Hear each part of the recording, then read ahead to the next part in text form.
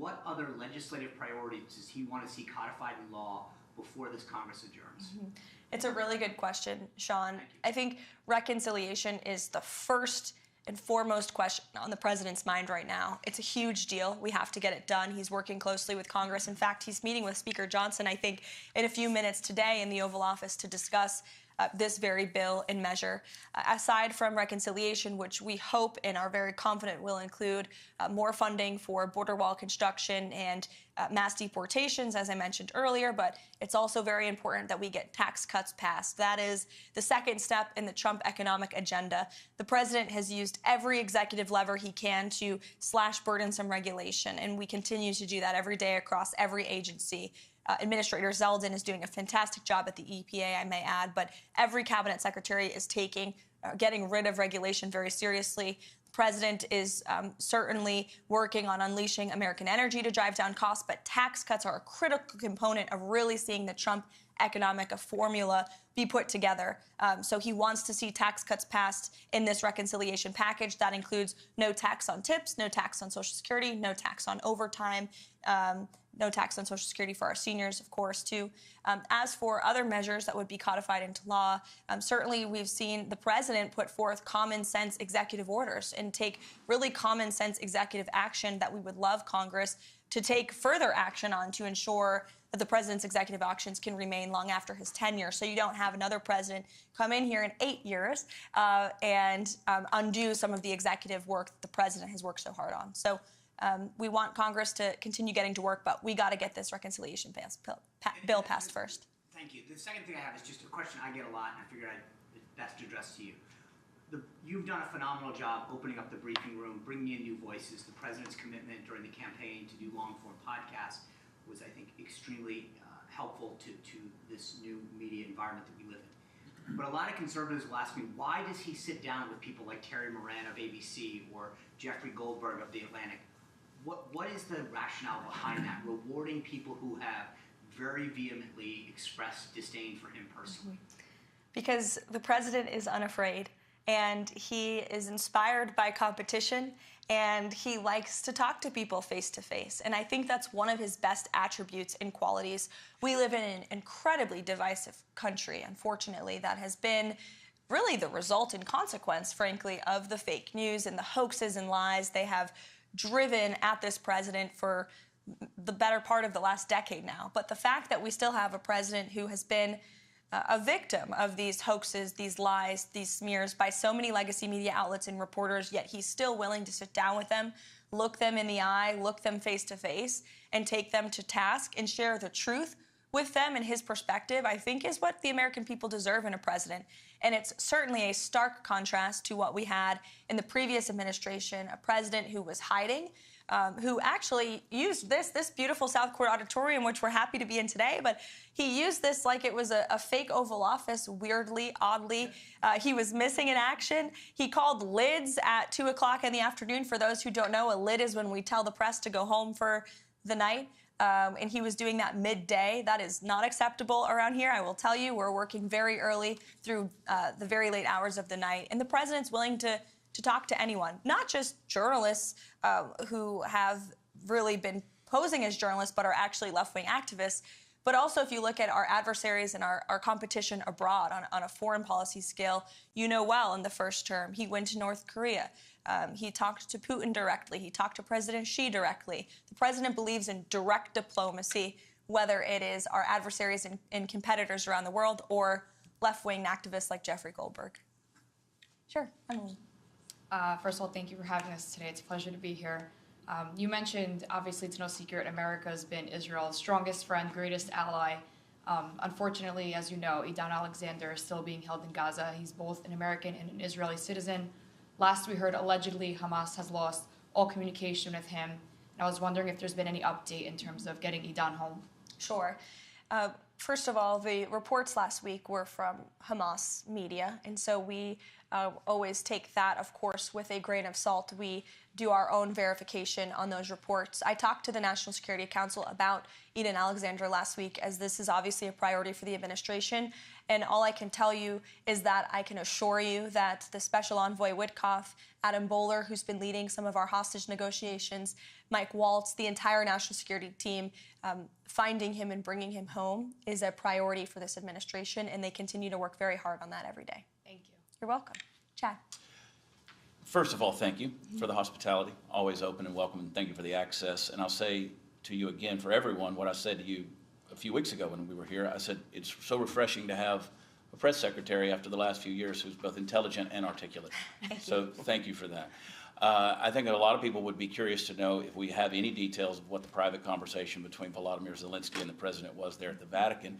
I imagine that we don't know at this stage in the game, but more specifically, back to the border issue, the DOJ stated on Friday that they were floating the idea of potentially subpoenaing journalists to get access to whistleblowers. We know the last administration did not treat whistleblowers very well. There's numerous ones who, although still employed by the FBI or the DHS, have not received back pay and they've been employed but they're not reinstated. So I'm wondering, does this administration have, do they believe that we should reinstate the whistleblower, like Agents Garrett or O'Boyle or Friend or, Stevenson with DHS, who blew the whistle on the child trafficking involving the cartels under Joe Biden? He too is yet to be brought back. Do we have a position on that? Sure. Well, for each individual agency, the secretaries of those agencies obviously have deference over who they hire, who they fire, who they promote. I can tell you certainly the president commends anyone who steps out and speaks the truth, especially against the malpractice that we saw over the last 4 years under the previous administration. I could speak to the two cases at the Treasury Department. The two whistleblowers there who blew the whistle on the Hunter Biden tax fraud case have been promoted by Secretary Bessent. So certainly we commend anyone who has the courage to step up and speak the truth. And as for those who unfortunately try to leak, especially classified information to the legacy media to put our troops in harm's way, our law enforcement officials at harm's way, leaks like that will not be tolerated. But those who are seeking to protect the truth will certainly be commended and applauded for that. Sure. Rogan, go ahead. Hi, Caroline. Great to see you again. Great to see you as well. Great job this morning, and as always, you're really crushing it. My question is about the Epstein Files. And a couple months ago, the DOJ released what they called Phase 1 of the Epstein Files, and they announced that a lot of those files, the remaining files, probably the bulk of the files, are actually in the New York field office. They requested that they be returned the day after, and some legacy media reports show that not only were those files returned to the DOJ, but that hundreds of FBI agents are going through them day after day and getting them ready for public release. Do you have any updates from the DOJ or the FBI on when those files are expected to be released, and also when we might start seeing some arrests of the client list? Sure. I can assure you that the Attorney General and her team at the Department of Justice are working on this diligently. For a specific timeline, I'd have to check in with them, and we can certainly do that for you, Rogan, in the effort of transparency. But I will tell you, the Attorney General is a bulldog. She is someone you want on your team, and when she wants to get something done, she gets it done. I've seen her do it in various instances already in her time as Attorney General, and when she makes a promise, she keeps it. So I think I don't have a specific timeline on you for that, but I do know that they're working on it over there. Thank you. Sure. Go ahead.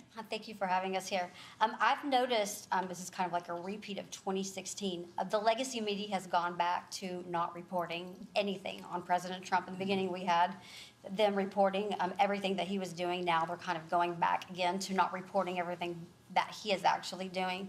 I'm kind of the nerd when it comes to reporting. I'm not the headline news girl. I'm the nuts and bolts. I'm the policy type nerd. So what direction do you advise kind of me to go into, like the White House files that y'all send out every single day? Because that's what people are used to when they want to ask me questions. They want to know kind of like the nuts and bolts of everything. Secondly, I know going into the first 100 days, Johnson's meeting with President Trump today. President Trump has issued a lot of executive orders.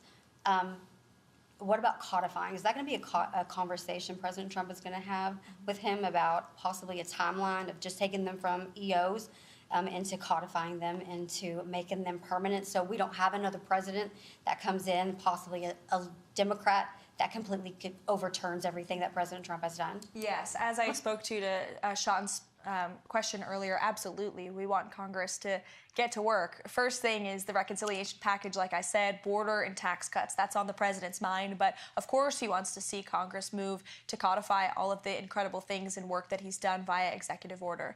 To your first question about the nuts and bolts, I wish more people in the legacy media were like you and didn't focus on the sensationalist headlines, but actually cared about the facts. The president is doing so many phenomenal things every day that will never be mentioned on cable news at night. Signing executive orders. We do our absolute best to message that, which is, again, why we're welcoming independent voices like yours with following on social media, because that's the best way to get those truths and those facts out there. We put out fact sheets on the daily about what the president is signing, and they do get into the nuts and bolts of each and every policy and each and every executive action that he's taking. He's signing 3 phenomenal executive orders today. I will share a preview with those with you on those. One of them is an executive order focused on sanctuary cities. It will direct the Attorney General, Pam Bondi, to provide a list of sanctuary cities back to the administration. We will review those. If those sanctuary cities are breaking federal law, well, then the Office of Management and Budget is going to look at their federal spending. Again, if you're defying federal law, you are threatening your own federal spending by doing that.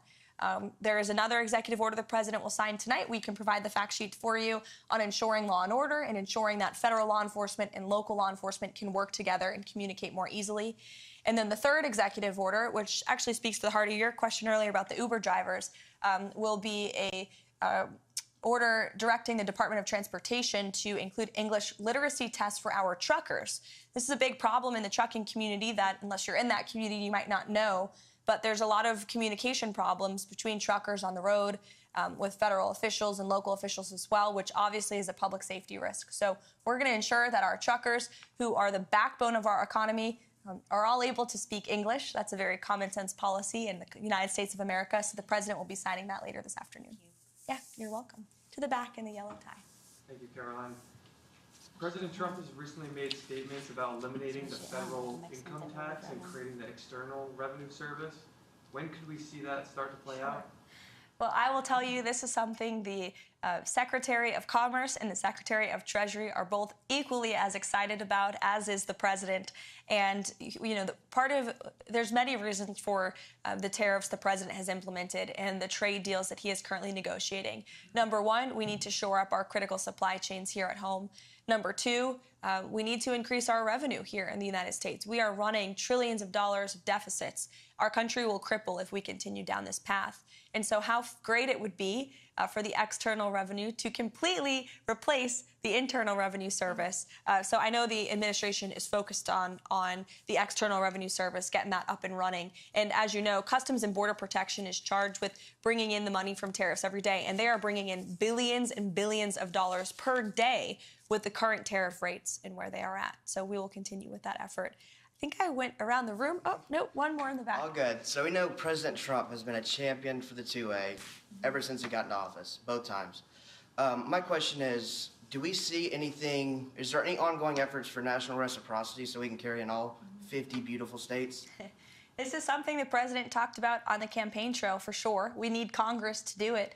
But the president will always support our law-abiding gun owners, and as you mentioned, is a ardent supporter of the Second Amendment. It's more important now than ever as we see violent crime rates in our inner cities. I've said this repeatedly over the past 4 years. The Second Amendment was never more important than when we had an illegal immigrant crime epidemic spiking in this country. Law-abiding Americans have a constitutional right to defend themselves, and the president absolutely supports that. But to national reciprocity, we do need Congress's help on that one. So thank you, guys. It's so good to see you. I could go around the room all day, but unfortunately, there's work to be done. Thank you for coming to our very first influencer briefing to kick off the first 100 days of the Trump White House. It's great to see you all here, and thanks for what you do. Thank you. Thank you. I'm going to walk off now.